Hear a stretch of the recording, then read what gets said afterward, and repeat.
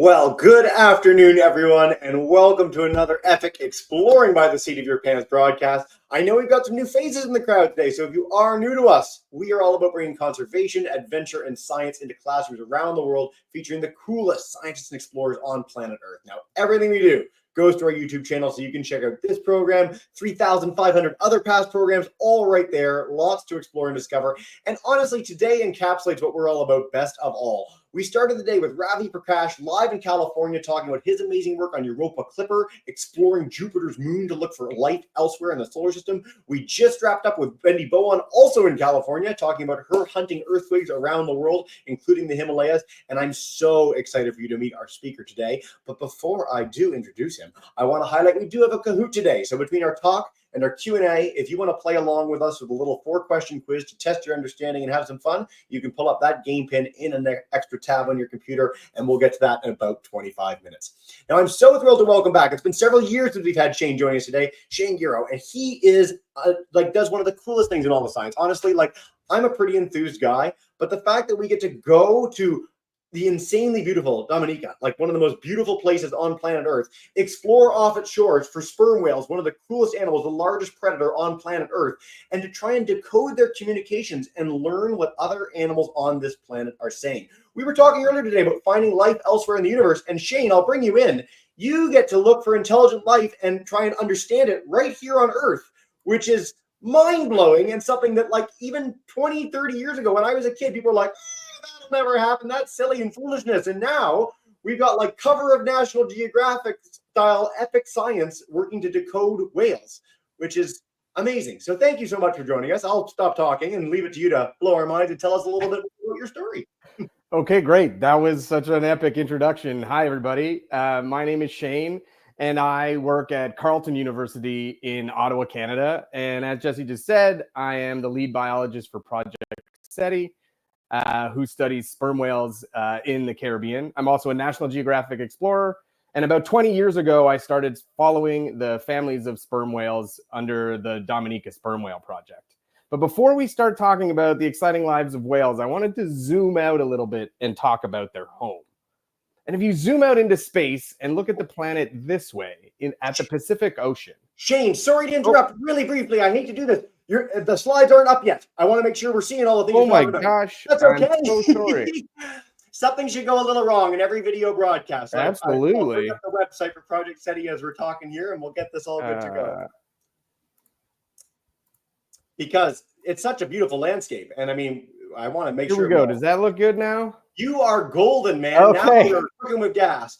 Thanks, Shane. Sorry. I am so sorry. Thank you for that. Okay. So where was I here? You're telling us about from space. Right. If we zoom out into space, right? Just like all these rockets that have been taken off and coming back to Earth over the last week or so, and we look at the Pacific Ocean, Earth really isn't earthy. It's not a great name for our planet. There isn't very much dirt like where there is around our homes. In fact, most of our planet is actually water, right? And in most pictures of space, our planet looks like a big blue dot. And often we show the ocean just as this sort of flat blue area, but it's not really like that.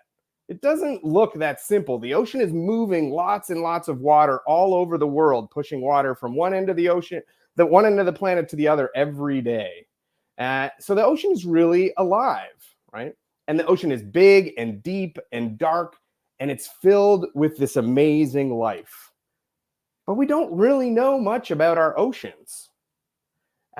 We don't even really have very good maps, to be honest. We actually have better maps of the moon and even now of Mars than we do of the bottom of the oceans, even though it's right here on our own planet.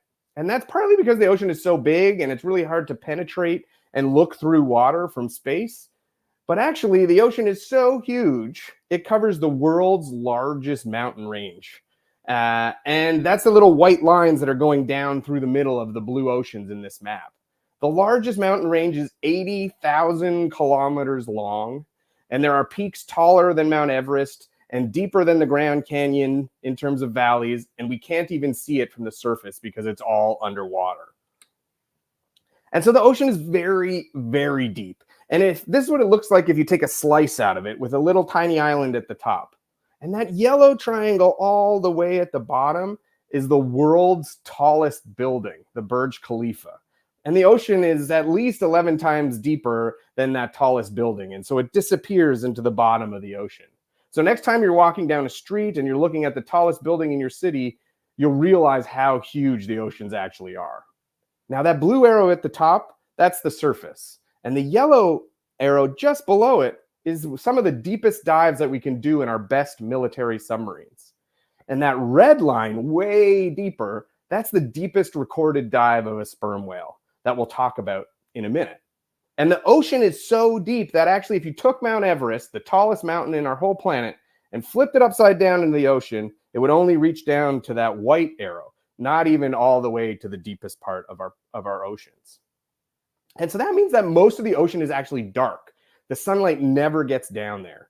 But even in the darkest parts of our oceans, far from shore, we find amazing life.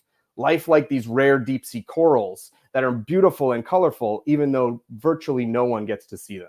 These amazing deep sea squid that the sperm whales dive deeply to hunt for. Or animals like this hatchet fish or this viper fish that probably look like they came straight out of your nightmare.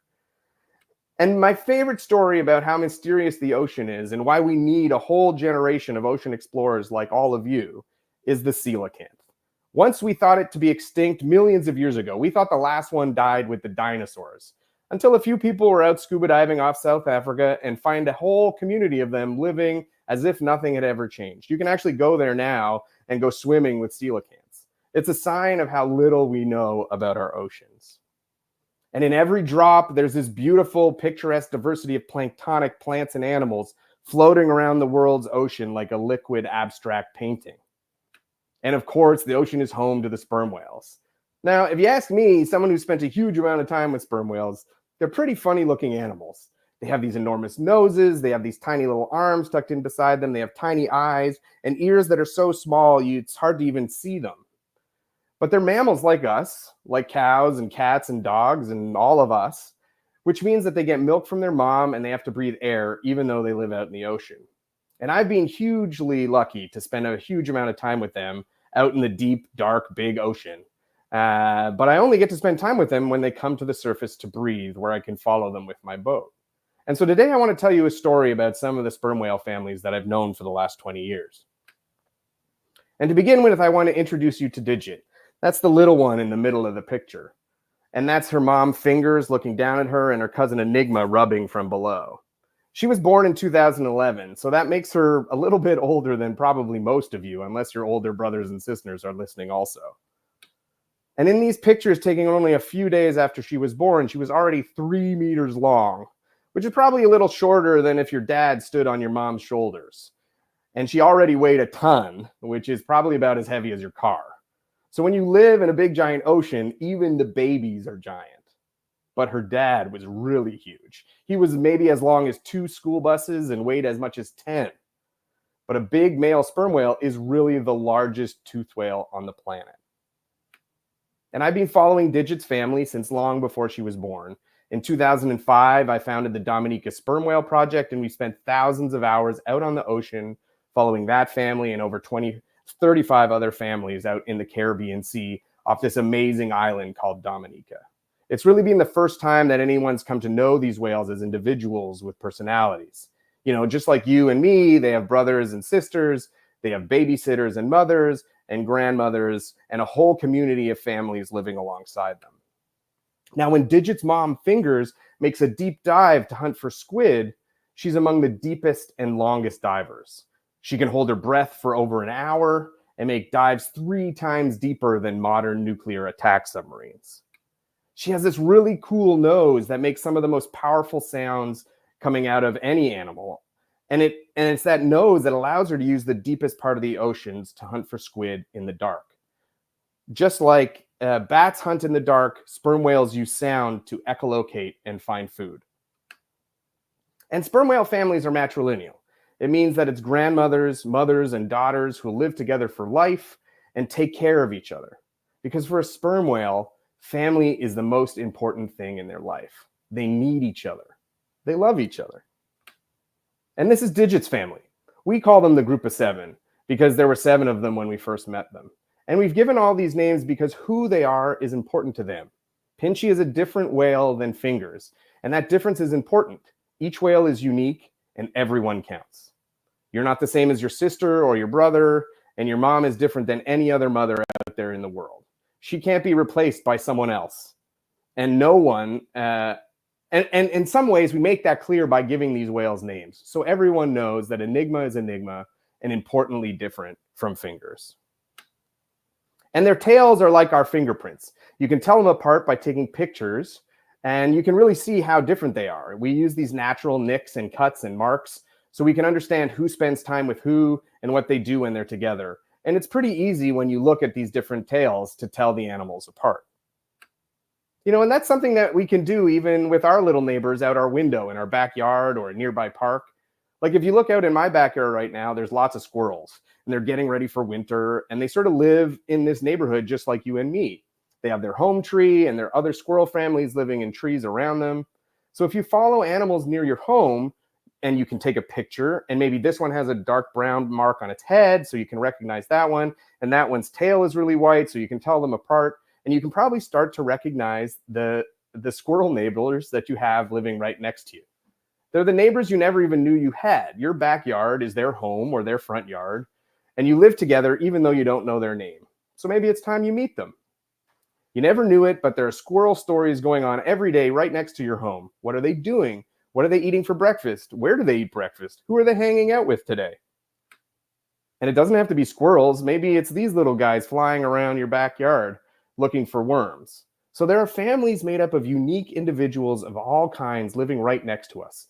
And it's easy for us not to see them unless we stop and be quiet and observe and look at what our neighbors are doing. While we can't all go out and be with the whale families, I think that all of us can build a family photo album of the animals living right next to us. Not all our neighbors look like us or live like us, so get to know your neighbors. Who are they? What do they do with their lives? What's so important to them? To their own story or to their own family. And maybe that stuff becomes important to you too. You never know what you might learn from the families who live a different way of life. Now, sperm whale families that live in the Caribbean are about 7 animals on average, and each family has their own way of doing things. For example, in the group of 7, in Digit's family, you only get milk from your mom, but not your aunts or your cousins or your babysitters. But in family A, a family we call the Atwood Collective, we know that the 2 little ones named Accra and Aurora seem to get milk from more than just their mom. The babysitters will also give the babies milk in this family. And last year, we had a truly amazing day with this family. We got to be there when something spectacular happened.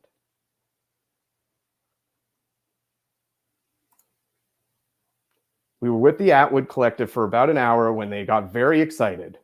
And then we saw blood. And we were wondering what had happened. And then we got to meet the newest member of this family. And it can be kind of hard to see in the video what's going on. So I freeze the frame and put a box there. That's the head of a newborn sperm whale, less than 5 minutes old, resting on the head of its mom. And in the deep, dark, and massive ocean, family is what's critical to survival. Some families move slowly and spend a lot of time with me just off the island of Dominica. And other families have different ways of life, just like you out there.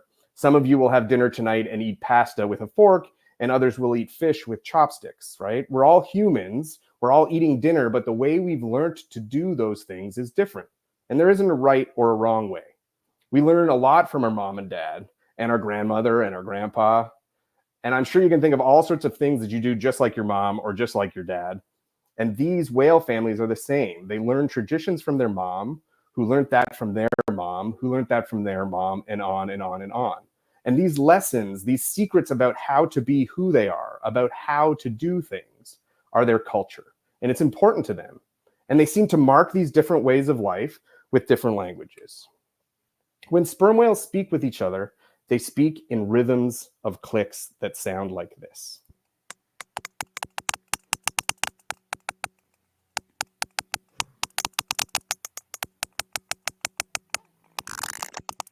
So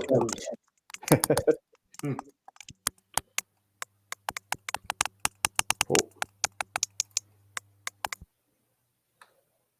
All of the families we met so far today are from the Eastern Caribbean clan, the same culture. And when they talk, they sound very different from all other whales in the world. All the families have this secret code, so to speak, that they use that's only theirs. And it's a pattern of clicks like this called a coda. And this one is called the 1+1+3. And it's unique to these families in the Eastern Caribbean. And it sounds just like this.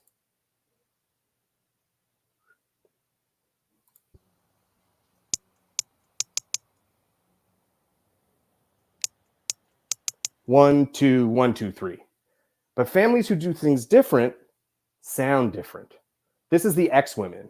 They're not from the same clan, even though they do live in the Caribbean and swim through the same waters. They're from a different clan of whales than we've met the other families today. And so they speak a different language. They make a different coda, a different pattern of clicks to show that they're different. And they never make the 1+1+3 like Digits family. They make this special one that's long and slow called the 5 regular. 1, 2, 3, 4, 5. They're still sperm whales, but they do things differently, and so they speak a different set of codas. And does your family maybe have a secret handshake or something special you say to one another when you haven't seen each other in a long time? That's the kind of thing that these whales have too.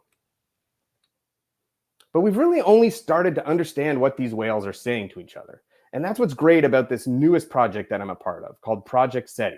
It seeks to understand what whales are saying, to listen really deeply and for a long time, and to learn from the whales what's so important to them that they want to talk about it with each other. And it's grown into this huge team of explorers who are all different ages, from all different countries, and lots of different ways of life, who've all learned from different grandmothers, and who've come together to ask these really big questions about our ocean neighbors. And one of the many things that we're doing to understand sperm whales better is to record them better. So the amazing robotics lab at Harvard University has created these amazing little computers that we put on the backs of the whales using suction cups. And they have microphones and lots of other great science sensors to collect data. And we put them out there using little drones, the kind that are commonly used for drone racing. I don't know if you've seen these amazing little drones that can move really, really fast with a lot of agility. And if you could be the pilot sitting on the top of the drone, this is what it would look like. So that's the sperm whale there. And we get behind it and we line up and we come down and we just pop the suction cups on and the whale dives and goes about its normal day. And that allows us to create this amazing data where we have video of what the whales are doing and the sounds of what they're saying when they do it. And we can start to get not only who's saying what, but we can start asking where they are or who they're with when they're saying those things. And that starts to answer the really exciting question of why are they talking with one another? What is so important to them that they want to talk about it? And what might the meaning of these different patterns of clicks be? And it's important that we do, because even though Digits family or Atwood's family are amongst the best studied families of sperm whales in the world, and we've learned so much from them already, and there's this amazing sort of growing family of explorers that's doing research on our ocean neighbors, in truth, we haven't been great neighbors. Over the years since I've been following Digits family, we've lost a lot of well-known whales with which we work. Whales die because they get hit by our large ship moving human stuff around the world, or they get entangled in our fishing gear, or maybe they die just because they've accidentally eaten a lot of our discarded plastics. So it's easy for our lives to go on, even right now, and forget that they're out there right now as we're talking, swimming and eating and surviving. And sadly, Digits family, the group of 7, got so small it was only 3 whales. And so to support each other and to take care of their neighbors, they joined up with a family called the Utensils that was also only down to 3 whales into one big family. And recently they've had 2 new babies born in this blended family, and that includes a little one named Hope. And she's still too little to show you her tail, but this is what she looks like up close. She's the future of her family. She has a lot to learn too, how to make deep dives, how to catch squid, how to live as a proud member of the Eastern Caribbean clan and let everyone know it by making the 1+1+3 just right. She'll have to learn her home in the Caribbean because where she comes from and who she grows up with is important to her. She'll get to know all her neighbors and to take care of them. And that's the secret of whale families. They care about each other. They love their mom. They take care of their neighbors. They support each other and respect differences between their family and other whale families. Every family is different and every family is special. You know, we can still love our family and give extra hugs to them when they wake up to remind us that we're never alone, just like the whales do when they join up after being in the deep, dark ocean for a long time. And we can support our neighbors, even if they're squirrels or birds or the nice new people who've moved in down the street. And we can build our own big clan of people who care about each other and the planet that we live on, just like the sperm whales do. Thank you. Shane, thank you. I've done 1,500 broadcasts, and that is in the upper echelon of everything you'd ever want to cover ever. That was amazing, man. Honestly, smiling ear to ear, my face hurts. Oh, thanks so much. That's very kind. We're going to dive in with questions. I'm sure our kids have a ton in just a minute. But first, we're going to test your understanding and have a little bit of fun together. So, Shane, this will be your first Kahoot, too, because last time you joined us, we weren't doing these. So this is cool. Questions.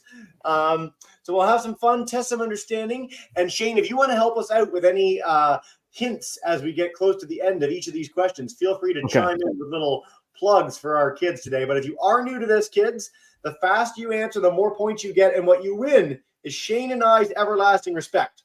So that's what's up for grabs. That's a worthy prize. Yeah, bragging rights in the extreme. We're going to dive in and get underway. And then we are going to head to our Avoca West grade 3s for our first question after that. Here we go. Drum roll. Or we could do it in a click pattern, like the whales. Sperm whales are the largest big predator on Earth. True or false? I mean, they're massive. These are incredible, incredible animals. We like to highlight whales a lot here at Exploring by the Seat of Your Pants, but we haven't done many sperm whale specific programs. Now, blue whales are huge. They're bigger than sperm whales, but they eat little tiny plankton. Sperm whales eat much bigger things like giant squid. And so the answer to this, Jane, is yes. True. I was looking them up compared to the biggest dinosaurs. So they're just a bit smaller than like the largest dinosaurs to ever walk the earth, but they're one of the biggest creatures ever. And they're the largest by a good margin to eat like titanic things. Like they're fantastic. That's right. They're the largest predatory hunters, so to speak. And the blue whales are the largest thing to ever live ever. Which is insane. This is why I like to highlight, I mean, as cool dinosaurs are, and I'm a big paleontology fan, like the oceans right now are the coolest place to explore ever in the history of life on Earth. So get out there, go see a whale. All right. Where does Shane go for his research? This is a world map, a very unhelpful, tiny world map. So is it Indonesia, Antarctica, Madagascar, or Dominica? We talked about it a few times. My hint will be that you will not be able to read the name on this map. Yeah. The country I work in is extremely small. It's a small island nation. It's been independent for many years. There it is, Dominica.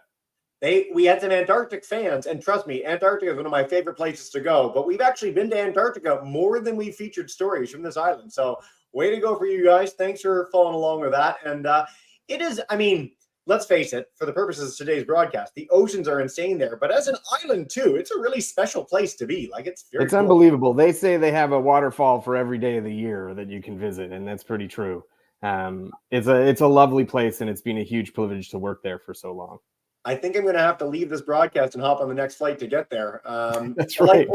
Takes our lead. So this is a multi-select. So this is more than one answer is correct. It could be two. It could be all four. But follow along. Whale calls and songs are meaningless. They're just random animal sound they're doing. They're cultural. They show difference between different whale groups. They're purposeful, so they have an intent to communicate specific things to others. Or they're decipherable. We can and are learning how to understand them. So several of these are right. That's our big theme of the talk. Yes, you guys nailed it. So they're not meaningless. This is what gets me I'm a biologist by background. I love ecology. That's one of my specialties. And the fact that different animal groups do communicate and have cultural differences is one of the most profound and meaningful things on this planet. It's not just us. It's so special, Shane. Lucky you, man. I feel blessed every day for sure. All right, where does that take our leaderboard? Wow, that completely throws it off. Balanced Wolf takes our lead as we go into question 4, our final 3 for all the marbles. We didn't cover this, but I wanted to see what we think. Whales evolved from things that looked kind of like wolves. True or false? Well, we know that wolves are mammals too, so that they had milk, and we know that wolves sometimes hunt in rivers, so that may help. So, if I'm not mistaken, because most people thought false. So, Shane, whale evolution is one of the coolest stories ever. It's one of the most fantastic series of fossils that we have. And yes, I want you to all look up. I'm going to make a banner for it after this is done. Pachycetus is like this wolf-like, cool, sharp-toothed. It looks like a big dog that goes in the water. And it's like if a wolf and a hippo had a baby over many, many generations, that their back legs disappeared because they spent so much time swimming. Wow, congratulations. Brave Impala. Third. Second, all right, and Wise Bear. And first, for all the marbles. Balanced Wolf. Hey, all right. Thanks so much for playing along, guys. We're going to dive in with questions now. So we're going to head to Glenview, Illinois to kick us off. Fab 4-5s are coming to you next. And YouTubers, please do chime in for as many as possible. But hello, guys. Welcome back. Hey, grade 3s. Hi. So are most of the whales extinct, or most of them alive? Are they going extinct a lot? Yeah, great question. That is a great question, and we should be worried about what's going on with our ocean neighbors. The sperm whales are doing better than the vast majority of whales. We think there's about 800,000 of them worldwide. So that's still a lot, and they're found in all the world's oceans from the Arctic to the Antarctic. But there are many whales that live much closer to Illinois, for example, on the East Coast. On the East Coast, there's the North Atlantic right whale, and there's maybe about 300 or 350 of them left. And part of that is that we hunted them for a very long time. And the second thing is that they live very close to us in the waters in the near shore. And so that means that they bump into us and our ships and our fishing and our plastic more often. So not everything is in crisis, but a lot of whales we need to be worried about and act now. We certainly do. I do like to highlight with whales, though, that we did stop, by and large, the world agreed to stop hunting them, which was tremendous. We were going to wipe out all the whales. That was the track that we were on. Whales were doomed. And as a global community, in part because of the magic and wonder of whale song and how incredible it is, we built up a consensus pretty much universally to say, hey, we're not going to do this anymore. So we are starting to see in some whale populations, whales coming back, and whales coming back to areas that they haven't been previously or haven't been for many years. So it's a success story. It's cautious. There's a lot of work to do, but I'm really glad we let off with that question. Well, I think that's the big thing is we stopped to listen to what humpback whales were saying and discovered this amazing humpback whale song. And it triggered one of the largest environmental and conservation movements of our time. It led to new laws in the United States. And so, if we stop and listen, sometimes we can be inspired to change the way we do things. No better message than that. That would be a great wrap-up message to the whole broadcast. We've got some more questions though to go, so we're going to head to our Fab 4-5s. You guys should be good to go. I know your camera's off, but we should hear you. So West Louisiana Public School, hey guys. So Afika has a question. She's going to come closer. Perfect. Hey.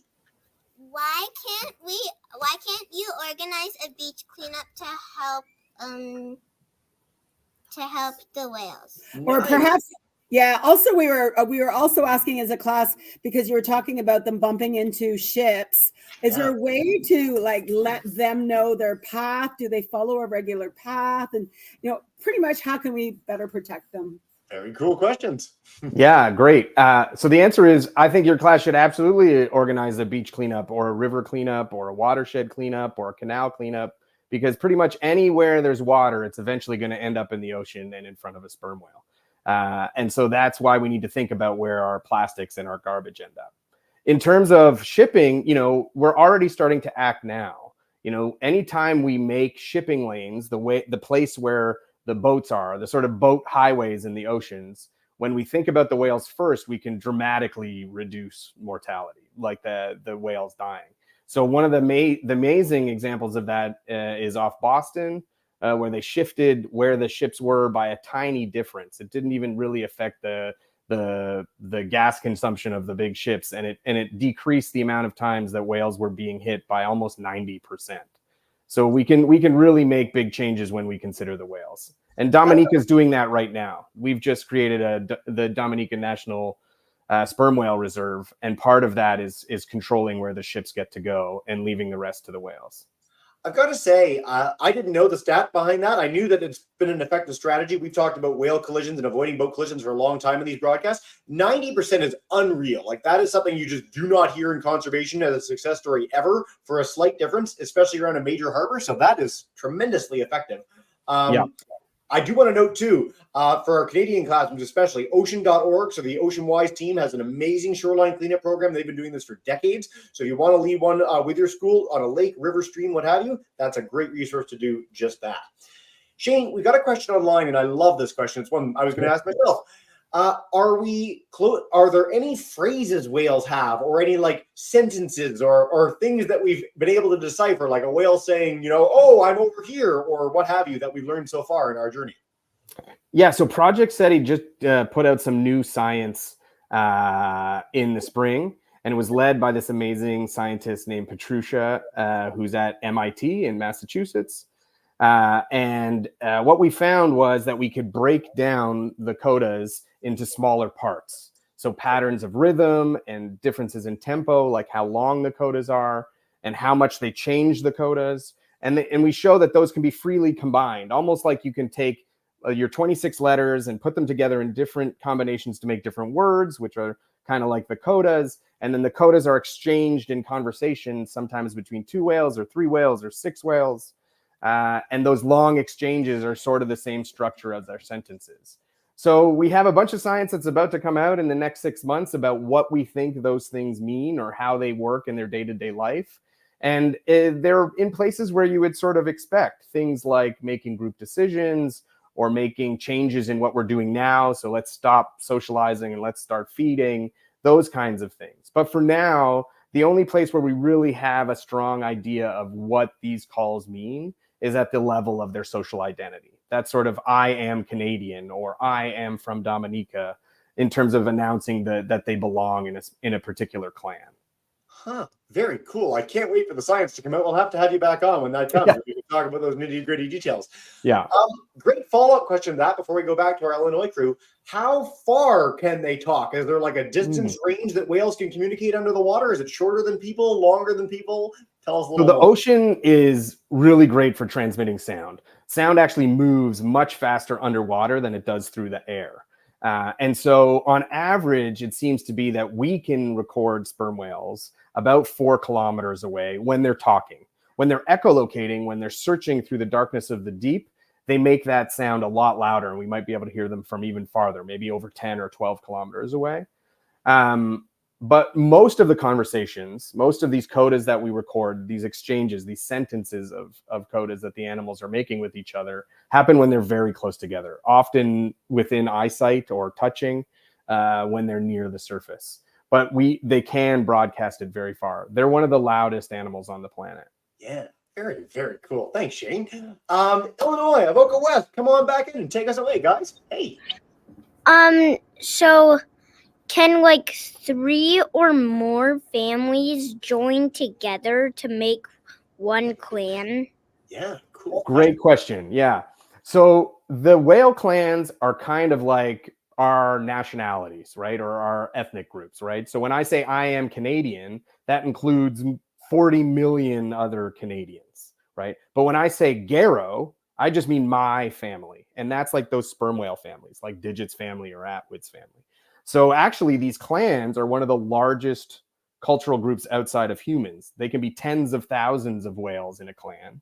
In Digit's clan, there's about 300 or 400 whales. It's smaller, and they live in a smaller area in the Caribbean. But the clans can be enormous. In the same way, saying I am American means that you are in this large group of hundreds of millions of people. What a cool question. Thanks, man. That was great. Very cool. Miss Jacob's class, we're going to head back to Westview Junior Public School. Come on in, 4-5. Hey. Okay, Declan has a question. Hi, can you hear me? Yeah, Declan, go ahead. Okay, so I've heard that I know that whales, when they die, their stomach fills with gases and they can explode. But is it true that when they explode, their pieces of their body can be sent flying 45 miles an hour? Or fast? That's a good question. You're totally right. that when a whale dies, their bodies sometimes fill up with gas, especially if they die naturally and their bodies are intact. And it's one of the things that made whales easy to hunt, because when you'd kill them, they would stay near the surface. They wouldn't just sink. And yeah, sometimes that leads to them exploding. And there's some crazy videos online of animals that washed on shore and then exploded. I don't know how fast the pieces are going around, but usually when we say exploded, what happens is a hole pops open somewhere and the whale sinks. It's not like this amazing explosion where body parts go flying everywhere, but it has happened. It's just very rare. I picture someone with like one of those like speed meters, like following the track of the pieces that fly through the air. That's some cool science. Declan, you can do that as a scientist in the future, and you would be contributing something new to scientific knowledge. So if you're keen on that, that is a very cool question and one we've never had in the history of exploring by the seat of your pants. So thank you for that. Shane, these are huge animals. They're big predators. They've got really powerful calls. One of our questions was, is there any danger you have when you're studying them? If you're underwater with them, in the boat you have, if you're scuba diving, tell us more. I mean, the short answer is no. So these animals are like big, gentle giants. And, they know that if they make a deep dive, you're not catching up with them, nor are their predators, nor are the boats or whatever might be bothering them near the surface. And so, we think about sperm whales often as negative because they were what we were trying to kill. And so, of course, they were fighting back, or they were, the biblical Leviathan, this sea monster. But in reality, they're big and gentle, and they care for each other, and they take care of each other. And we know that they're in their noses, they can make these really powerful, loud sounds that could do damage to things. In fact, for a long time, some people thought that they used the sound in their clicks to sort of immobilize the squid to make them easier to catch. But we know that they don't do that. And they don't harm each other with it because they can dial down the volume and the control over the sounds they make when they're close to each other. So no, I've never been worried about the work that we do. And the vast majority of the work that we do is at the surface on a boat, because we want to study what whales do when they're being with other whales. My experience is that when people get in the water, either to take some of the pictures or video you saw today, the whales are very aware. And we don't want to study what whales say when they've noticed a human. We want to study what whales say when they're talking to other whales. Yeah. Think about how perturbed you would be if you're in your classroom and a whale just came into the room. You probably act a little bit differently, and the same applies for whales. So I really like that question, guys. Yeah, absolutely. We're going to do one more round with our live classes in a minute. We've got one more from online, which is, if someone wants to be you, Shane, if they're in grade 3 or 4 now, what should they study? What should they do to get such a cool job? Well, I would say don't wait until you get a job, right? And go and do science in high school and go to university and do science there. I would say there's lots of things that the ocean need now, right? They need people to care and pay attention. They need people to talk with their teachers about running beach cleanups, right? The ocean needs lawyers and business people. They need bus drivers. They need politicians. The ocean needs all of those things. And maybe your mom and dad are some of these jobs that can really make a difference. Even though you might live in the middle of a country where the ocean is nowhere nearby, we're all connected by the raindrops that fall from the sky, right? Those are eventually going to end up back in the ocean.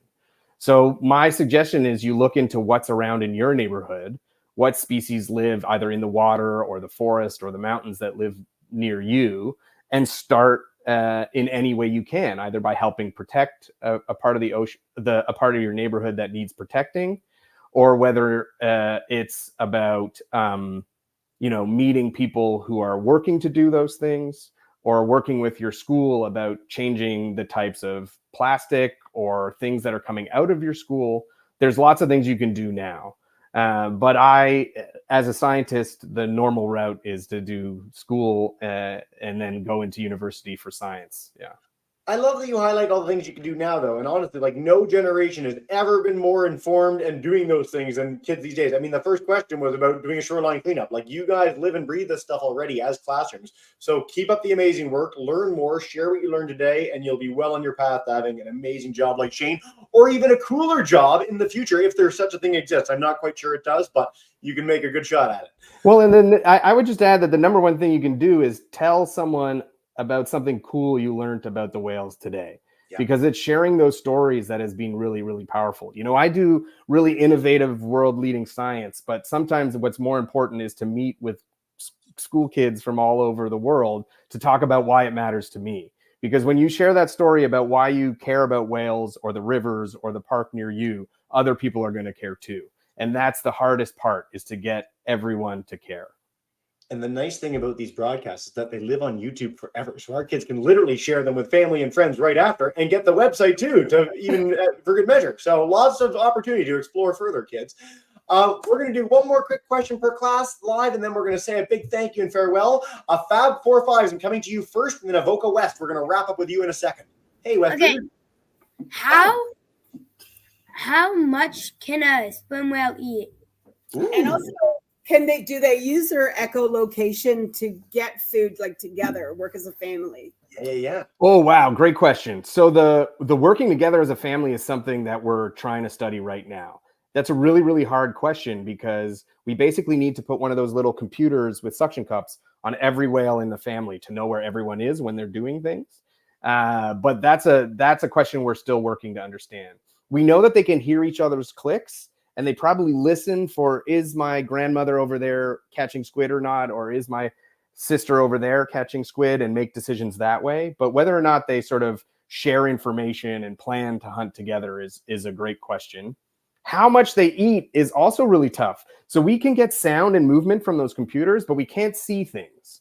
So with the sound, we can hear them echolocate, right? And that's them searching for squid. They make a click about every second. And that's kind of like turning your flashlight on and off every second as you're running through a forest, just to see where you're going, right? But then when they see a squid that they want to catch, those clicks get really fast. And maybe some of you have a car that when you back up and get too close to a wall, the beeps get faster and faster, and then it starts screaming, please stop or you're going to hit the wall. It's kind of like that too. The clicks get really, really fast, and then they catch a squid. And then they go on their day.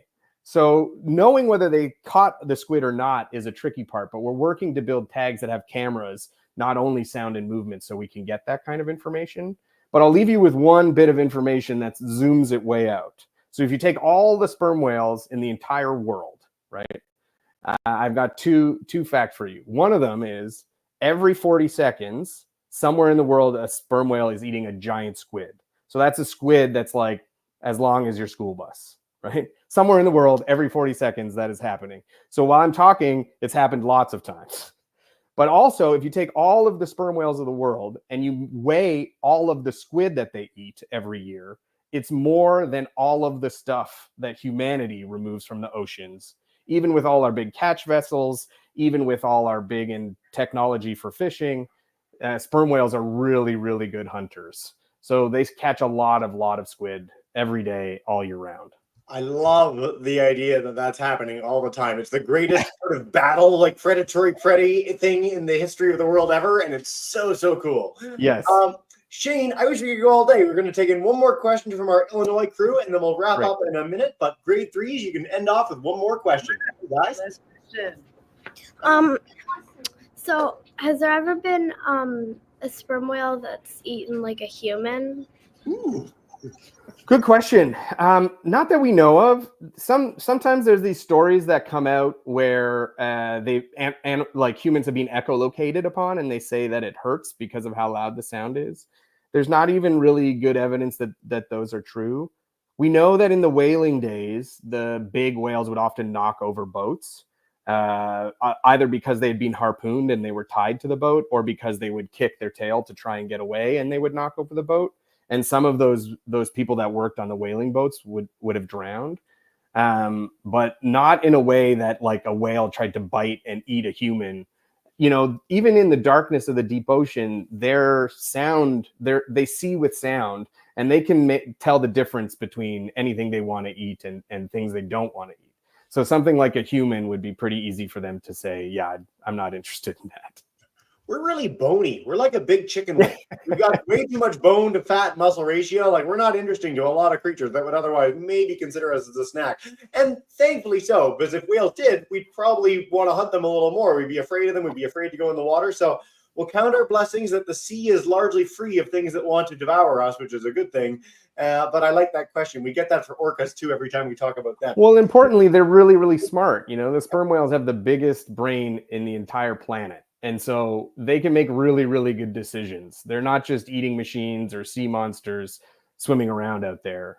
You know, they're really complex animals living in families, trying to live a happy life. So they're not going to make accidents in that way. Yeah. Shane, before we wrap up, is there any last message you want to share about the project, about anything you want to leave our kids with before we bring in them to say thank you and farewell today? No, absolutely. I mean, I think I would just leave you all with, when I was in grade 4, 5, 6, 7, 8, I lived here in Ottawa, which was nowhere near the oceans, but I was really passionate and cared a lot about the animals that live there and just the oceans as this amazing thing. So if you want to make a difference, start in your neighborhood and think big about how you can help protect the world's oceans. No better message than that. Thank you so much. And as we do to wrap up every broadcast, I'm going to bring in our Fab 4 or 5s. Avoca West, if you're on YouTube, you want to scream out and yell at home and annoy the principal, please do. Come on in, guys. Have a wonderful day. Thank you so much. Bye. Bye. Thank you so